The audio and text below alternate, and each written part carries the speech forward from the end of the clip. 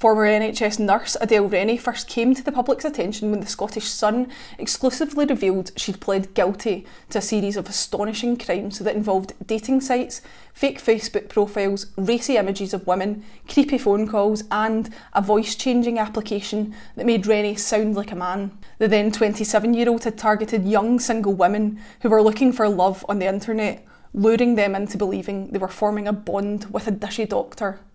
But it all came unstuck when the sinister ruse was rumbled, leading to a police probe that ended in her first conviction in 2017. It's just one of the most astonishing cases I think I've ever covered. And I was absolutely flabbergasted when I looked at the indictment. There was, I think, 27 charges in total and double figures of victims. And what Adele Rennie was accused of was just mind-boggling, really. She'd used a voice-changing app to pretend to be various men. There was a David Carolla, a David Graham was another one, and she actually followed the victim and took pictures of her while she was in her car and texted her as part of this behaviour. Another victim, she had sent a letter in a package purporting to contain painkillers, and she also sent sexually explicit images and asked for naked photographs from another victim. And it just continues on like that. It's just one after another, and it's actually staggering to think how she managed to keep all these plates spinning at the one time, but that's what she did, and that's what she pled guilty to in the end. Among the women Adele targeted was former Miss Scotland contender Abby Draper, who Rennie homed in on when she was caring for Abby's granddad in Crosshouse Hospital. Abby's case was a little bit different from the other romance scams because she was never in an online relationship with Rennie's fake blokes, but she was still tormented by Rennie during her first round of offending. Abby has followed Rennie's case ever since and previously spoke to the Scottish Sun after Rennie was sentenced for a third time last year. Unfortunately, I've been part of this Adele catfishing saga for around 10 years now.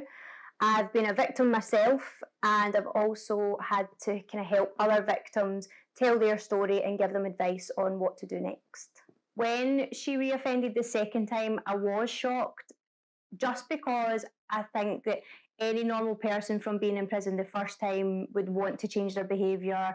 I wouldn't be able to handle being in prison, so I was just going to assume that she wouldn't have liked it either.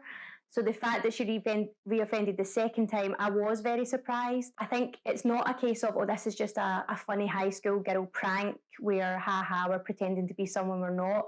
It includes very deranged, unhinged behaviour, and it's not normal, and I don't think it should be accepted, and I don't think that I almost feel like she feels like what she's doing is okay. There's nothing wrong with it.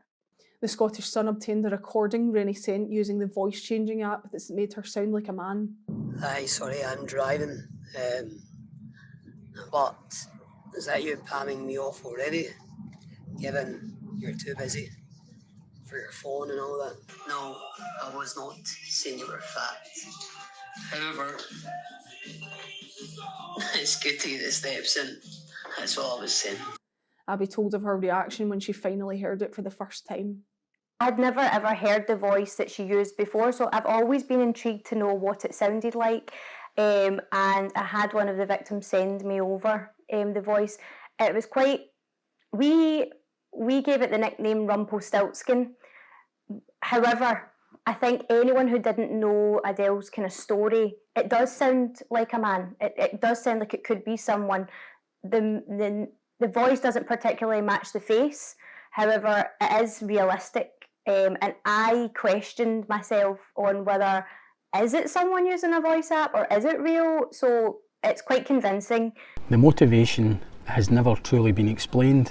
There's been several pleas in mitigation read out in court by her lawyers explaining certain difficulties that she's had in her life, and but what has been absent has been a proper explanation as to what actually motivated her to do it.